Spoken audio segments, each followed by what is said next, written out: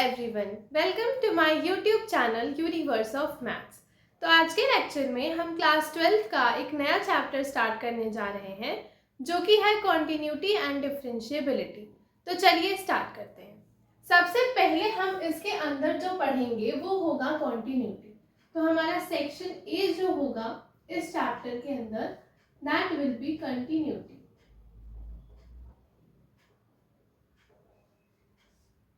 अब कंटिन्यूटी को समझने से पहले हम पहले डिसकंटिन्यूटी को समझेंगे। डिसकंटिन्यूटी का मतलब क्या हो गया? A real function as a function with gaps and jumps.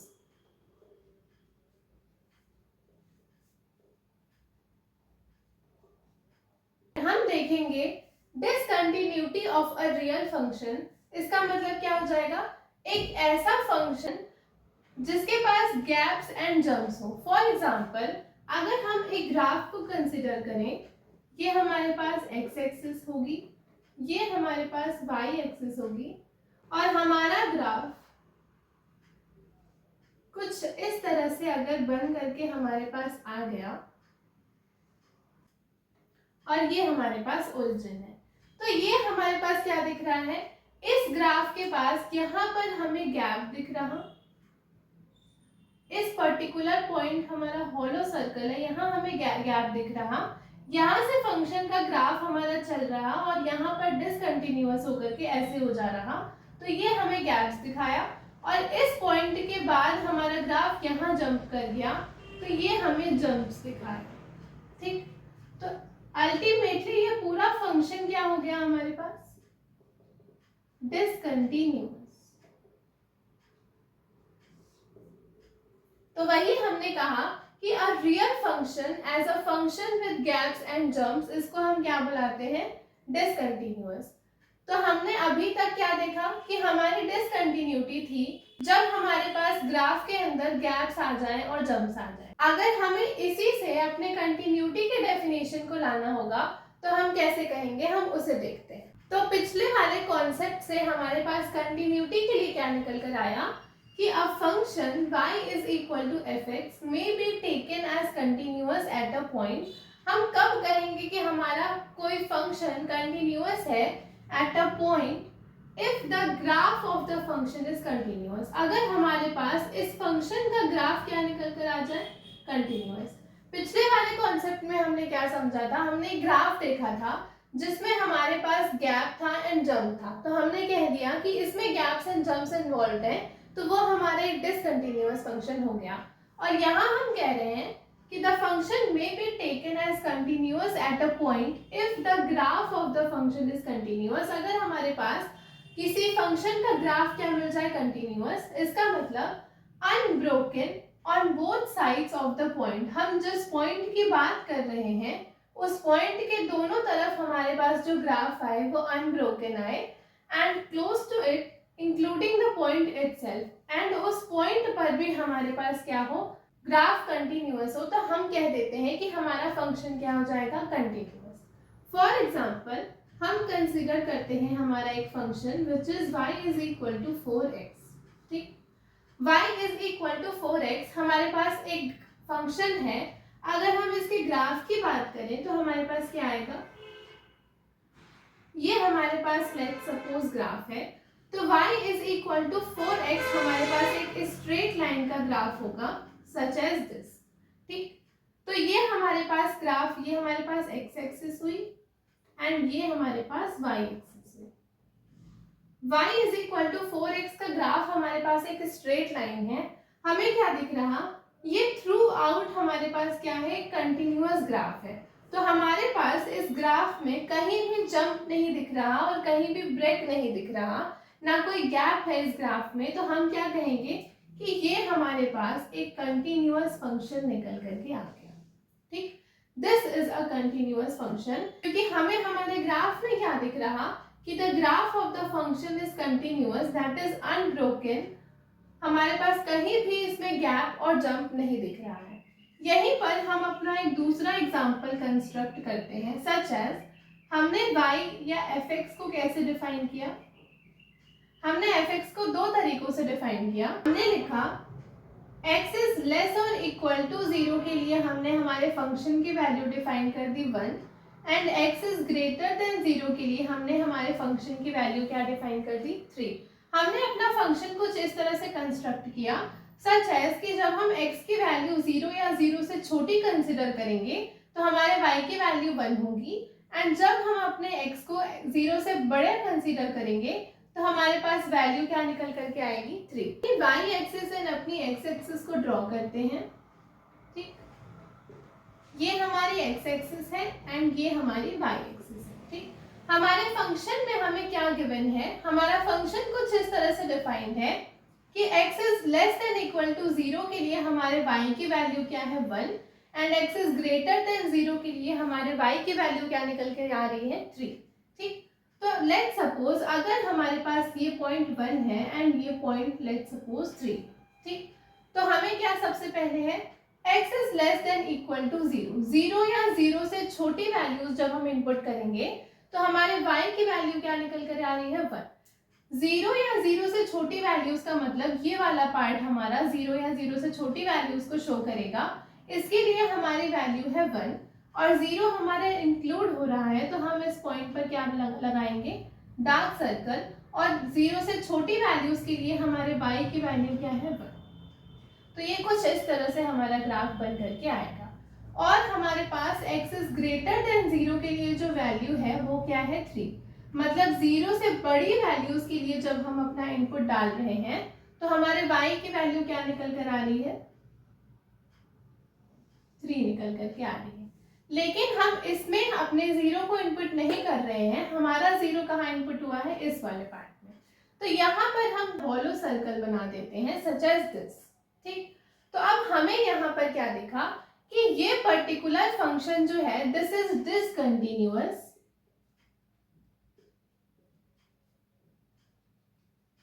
Eight x is equal to 0। जब हम x की वैल्यू 0 पर जा रहे हैं तो ये हमारा क्या फंक्शन है डिसकंटिन्यूअस फंक्शन है, क्योंकि जब हम 0 पर आए तो हमारा ग्राफ कहाँ जंप कर गया यहाँ पे। पहले हमारे पास ये एक ग्राफ था, यहाँ तक ये ग्राफ हमारा कंटिन्यूअस है, लेकिन जैसे ही हमने इसमें 0 से बड़ी वैल्यूज को इनपुट किया हमारा ग्राफ कहाँ जंप कर गया 3 पर जंप कर गया एंड वो इस तरह से प्रोसीड होकर चलने लगा। तो ये फंक्शन हमारे पास क्या आ गया discontinuous at x is equal to 0। यहाँ पर हमें जंप दिख रहा, हम लिख देते हैं यहाँ पर हमें जंप दिख रहा, तो दिस फंक्शन इज डिसकंटिन्यूअस किस पॉइंट पर है discontinuous at x is equal to 0। तो हमने यही कहा यहाँ पे कि a function y is equal to fx may be taken as continuous at a point। हम कब कहेंगे कि हमारा कोई ग्राफ या फंक्शन किसी एक पॉइंट पर कंटिन्यूअस है, if the graph of the function is continuous. अगर हमारे पास इस फंक्शन का ग्राफ कंटिन्यूअस निकल कर आए तो हमने यहाँ पर पहला एग्जांपल लिया y is equal to 4x। जब हमने इसका ग्राफ ड्रॉ किया तो हमें इस ग्राफ में ना ही कोई गैप दिखा और ना ही जंप दिखा, तो हमने कहा कि ये फंक्शन हमारे पास क्या आ गया एक कंटिन्यूअस फंक्शन निकल करके आ गया। लेकिन जब भी हमने अपना फंक्शन कुछ इस तरह से कंस्ट्रक्ट किया कि ये हमारे दो वैल्यूज को ले रहा है, x इज ग्रेटर देन 0 के लिए 3 एंड x इज लेस और इक्वल टू 0 के लिए 1, तो हमारे ग्राफ में हमें जंप दिख गया at point x is equal to 0। तो ये हमारा फंक्शन क्या बन गया discontinuous at x is equal to 0। अब कुछ और एग्जांपल्स को कंसीडर करते हैं इस कॉन्सेप्ट को समझने के लिए। हम इस पार्ट को रब करेंगे।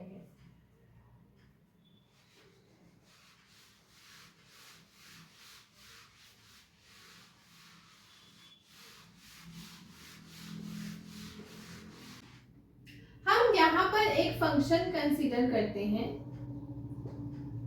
fx is equal to x square minus 3x plus 2 upon x minus 2।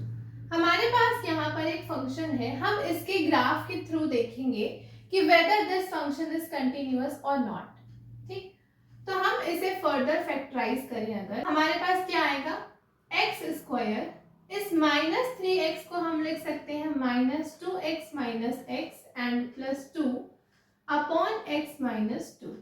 ठीक, इसको अगर हम फर्दर सिंप्लीफाई करें तो यहाँ से x को कॉमन लिया तो हमारे पास बचा x माइनस 2, यहाँ से -1 को कॉमन लिया तो हमारे पास बचा x minus 2 upon x minus 2। यहाँ से हमारे पास क्या आ गया, x minus 1 into x minus 2 upon x minus 2। ठीक, अब यहाँ पर हमें एक चीज देखनी होगी, हमारा फंक्शन ओरिजिनली क्या गिवन है हमारे पास, दिस। हमने पढ़ा है कि जब कभी भी हमारा फंक्शन कुछ इस फॉर्म का होता है, न्यूमरेटर अपॉन डिनोमिनेटर का फॉर्म होता है, तो इस फंक्शन को डिफाइंड होने के लिए ये जरूरी होता है कि ये जो हमारा डिनोमिनेटर वाला पार्ट है, this should not be equal to 0। तो यहाँ पर अगर हमारा फंक्शन न्यूमरेटर अपॉन डिनोमिनेटर के फॉर्म में है, तो यहाँ से हमारे पास फंक्शन डिफाइंड कब होगा, उसके लिए हमारे पास ये कंडीशन होगी कि x minus 2 is not equal to 0, तो x is not equal to 2। तो यहाँ पर हमारे पास ये जो x माइनस 2 न्यूमरेटर में और डिनोमिनेटर में सेम है, हम इसको कैंसिल सिर्फ और सिर्फ तभी कर सकते हैं जब हमारे पास क्या हो, x is not equal to 2, क्योंकि हमारी ओरिजिनल फंक्शन ये है, इसके अकॉर्डिंग हमारे पास x is not equal to 2 है। तो जब हमारे पास x is not equal to 2 होगा तो हम इन दोनों को आपस में कैंसिल कर लेंगे, सच एज दिस। तो हमारे पास क्या मिला, x माइनस 1। तो हमारे y की वैल्यू क्या मिल गई हमें, x माइनस 1। अब हम इसके ग्राफ को ड्रॉ करते हैं। ठीक, हम इस पार्ट को रब करें, हम इसके ग्राफ को देखते हैं। हमारे पास y axis and x axis हमने ड्रॉ कर ली। ठीक, हमारे पास y इज इक्वल टू क्या आया है, x माइनस 1। तो हम x और y के लिए अपनी कुछ वैल्यूज को देख लेते हैं। लेट्स सपोज हमने x इज इक्वल टू क्या डाला, 0, तो हमारे y की वैल्यू क्या बनेगी, -1। तो जब हमने x की वैल्यू 0 इनपुट की तो y की वैल्यू हमें क्या मिल गई, -1। अब लेट्स सपोज हम x की वैल्यू 1 इनपुट करें तो y की वैल्यू क्या मिलेगी हमें, 1 - 1 0। हम इसमें 2 इनपुट नहीं कर सकते क्योंकि हमारे डोमेन में 2 को हम नहीं इंक्लूड कर सकते। 2 लेने से हमारे पास ये फंक्शन एक अनडिफाइंड फंक्शन बन जाएगा। तो हम नेक्स्ट वैल्यू 3 को इनपुट अगर करें तो हमारे y की वैल्यू क्या आ जाएगी, 3 - 1 which will be equal to 2। तो ये हमने अपनी कुछ वैल्यूज को चेक करके देखा तो हमारे पास ये सर्टेन वैल्यूज निकल करके आए हैं। अब हम इसके ग्राफ को प्लॉट करते हैं। ठीक, जब हमने x की वैल्यू 0 इनपुट की तो y की वैल्यू क्या मिली, -1। -1 यहाँ कहीं होगा एंड 0 यहाँ कहीं। तो x की वैल्यू 0 इनपुट करने पर y की वैल्यू -1, x की वैल्यू 1 इनपुट करने पर 1 लेट्स सपोज यहाँ है, तो हमारे y की वैल्यू क्या मिली, 0, 2, 3, 4 एंड सो ऑन। ठीक, 2 हम इसमें इनपुट नहीं कर सकते एंड जब हमने अपने x की वैल्यू 3 इनपुट किया तो y की वैल्यू क्या मिल गई, लेट्स सपोज 2 यहाँ कहीं है, तो हमारे पास ये मिली। हम अपने ग्राफ को ज्वाइन करने से पहले एक और चीज देख लेते हैं। हमारे y की वैल्यू क्या निकल कर आई थी, x माइनस 1। हमारे पास रिस्ट्रिक्शन क्या है कि हम x की वैल्यू 2 इनपुट नहीं कर सकते। इसका मतलब कि हमारा 2 यहाँ कहीं होगा, तो यहाँ पर हमारे पास एक हॉलो सर्कल जाएगा। और अगर अब हम अपने ग्राफ को ज्वाइन करें तो हमारे पास ग्राफ कैसा बना, दिस बना। ठीक, हमारे पास y is equal to x minus 1 के लिए ग्राफ ये बना और हमारे पास कंडीशन है कि x is not equal to 2, तो हम अपने 2 की वैल्यू इनपुट कर ही नहीं सकते। तो यहाँ पर हमने क्या ड्रॉ कर दिया, एक हॉलो सर्कल। तो हमें इस पर्टिकुलर फंक्शन के ग्राफ में क्या दिख रहा, गैप दिख रहा, किस पॉइंट पे, at x is equal to 2। तो ये हमारा फंक्शन क्या बन गया, discontinuous at x is equal to 2। x is equal to 2 पर हमने क्या देखा कि हमारे इस फंक्शन के ग्राफ में हमें गैप दिख गया। So this function is discontinuous at x is equal to 2। तो ये पर्टिकुलर ग्राफ हमारे पास हर पॉइंट के लिए कंटिन्यूअस हो रहा है। हमारे पास और कहीं ब्रेक या फिर गैप एंड जंप्स नहीं दिख रहे, लेकिन at x is equal to 2 ये हमारे पास क्या हो गया, डिसकंटिन्यूअस। अब हम अपने एक नेक्स्ट फंक्शन को कंसिडर करते हैं। हम इस पार्ट को रब करते हैं। ठीक, हम अपना एक नेक्स्ट फंक्शन कंसिडर करते हैं। हमने fx को कंसिडर किया, x इज ग्रेटर और इक्वल टू 0 के लिए 1 कंसिडर किया and x is less then 0 के लिए हमने क्या कंसिडर किया, x स्क्वायर। अब हम इसके ग्राफ को अगर देखें तो ये हमारे पास y axis and x axis. ठीक है, ये हमारे पास x axis and this is y axis. ठीक, हमने क्या बोला, फंक्शन को डिफाइन किया है सच एज दिस, मतलब जब हम x की वैल्यू 0 या 0 से बड़ी इनपुट करें, मतलब 0 या 0 से बड़ी ये वाला पार्ट इनपुट करें, तो हमारे y की वैल्यू क्या आएगी 1। Let's suppose this is 1। सो हमारा ग्राफ कुछ इस तरह से बन जाएगा। एंड जब हमने x की वैल्यू 0 से छोटी इनपुट की तो हमारे पास x स्क्वायर का ग्राफ आपको पता है कि ये हमारे पास एक पैराबोला होता है, upward parabola such as this. तो हमें x इज लेस देन 0 के लिए ही इनपुट करना है, मतलब 0 से छोटी वैल्यूज के लिए। सो हमारा ये वाला पार्ट हट जाएगा, सिर्फ ये वाला पार्ट बचेगा। तो हम यहाँ ड्रॉ कर लेते हैं सच एज दिस। तो ये ग्राफ हो गया हमारा y is equal to x square के लिए, एंड ये हो गया हमारे पास y इज इक्वल टू 1 के लिए। ठीक, यहाँ पर हमारे पास डार्क, क्योंकि हम x इज ग्रेटर और इक्वल टू 0 पर वैल्यू 1 देखें, और यहाँ पर हमारे पास हॉल। तो अब हमें इस फंक्शन में क्या दिखा कि ये फंक्शन भी हमारे पास क्या आ गया, डिसकंटिन्यूअस आ गया। किस पॉइंट पर आ गया, discontinuous at x is equal to 0। x is equal to 0 पर हमें फिर से जंप दिख गया। जब हम x इज इक्वल टू 0 पर आए तो हमारा ग्राफ जंप करके कहाँ चला गया, 1 पे चला गया सच एज दिस। तो ये भी हमारे पास क्या हो गया, एक discontinuous function at x is equal to 0। तो किसी भी फंक्शन को हम कंटिन्यूअस तभी कह पाएंगे जब इसमें हमारे पास कोई गैप या जंप ना हो। This is continuous throughout the graph, unbroken on both sides of the point and close to it including the point itself. अब हमने सारे कॉन्सेप्ट्स को समझा, अब हम इसकी एक प्रॉपर डेफिनेशन पर बढ़ते हैं। यहाँ पर हमारे पास कंटिन्यूटी की एक प्रॉपर डेफिनेशन है कि let f be a function that is defined for all x। हमारे पास f क्या है, कोई एक फंक्शन है that is defined for all x in some open interval containing a। किसी ओपन इंटरवल में जिसमें हमारे पास कोई पॉइंट a हो, तो हम कहेंगे कि f is continuous at this point a under the following 3 conditions। ये 3 conditions हमारे पास important है हमारे फंक्शन को continuous कहने के लिए at point x is equal to a। कब, फर्स्ट है हमारे पास कि हमारा फंक्शन इस पॉइंट पर क्या होना चाहिए, डिफाइंड होना चाहिए, f of a is defined. Second हमारे पास कि limit fx x tending to a हमारा एग्जिस्ट करना चाहिए। ये हमारे पास एग्जिस्ट तभी करेगा जब हमारे पास इसकी लेफ्ट हैंड लिमिट और राइट हैंड लिमिट क्या हो जाएगी, इक्वल हो जाएगी। इसका मतलब limit x tending to a minus fx exist करे और दोनों आपस में बराबर हो, तो हमारे पास लिमिट क्या होगी, एग्जिस्ट होगी। Limit x tending to a minus fx is equal to limit x tending to a plus fx, हमारे left hand limit is equal to right hand limit हो जाए।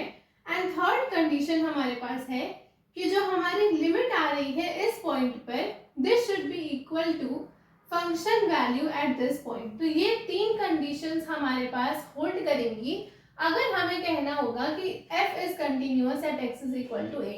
तो हमारे पास ये तीनों कंडीशंस का होल्ड करना बहुत इंपॉर्टेंट। अब अगर हम कंटिन्यूअस को ग्राफिकली समझें तो लेट्स सपोज हमारे पास एक ग्राफ है सच एज दिस। ठीक, हम इस पर्टिकुलर पॉइंट पर अगर बात करें, ये हमारे पास a है, तो ये पॉइंट क्या हो जाएगा हमारे पास, a f a। ठीक, function value at this point ये, तो हमारे पास ये क्या है, एक कंटिन्यूअस फंक्शन निकल करके आएगा, क्योंकि हमारे पास f ऑफ a भी डिफाइंड है और इसकी लिमिट भी एग्जिस्ट करेगी। तो लेफ्ट हैंड लिमिट हमारी राइट हैंड लिमिट के इक्वल आ जाएगी, और वो किसके इक्वल हो जाएगा, f ऑफ a के इक्वल हो जाएगा। तो ये हमारा कॉन्सेप्ट था किसका, डेफिनेशन ऑफ कंटिन्यूटी के लिए। किसी भी फंक्शन को अगर एक पॉइंट a पर कंटिन्यूअस होना है तो उसे ये 3 कंडीशंस को सेटिस्फाई करना होगा। तो ये हमारा कंटिन्यूटी की डेफिनेशन हो गई। तो ये हमारे कुछ कॉन्सेप्ट्स थे रिलेटेड टू कंटिन्यूटी। कल की क्लास में हम इसे और ब्रीफली पढ़ेंगे। आज की क्लास के लिए इतना ही। अगर आपको वीडियो पसंद आई हो तो please do like, share and subscribe.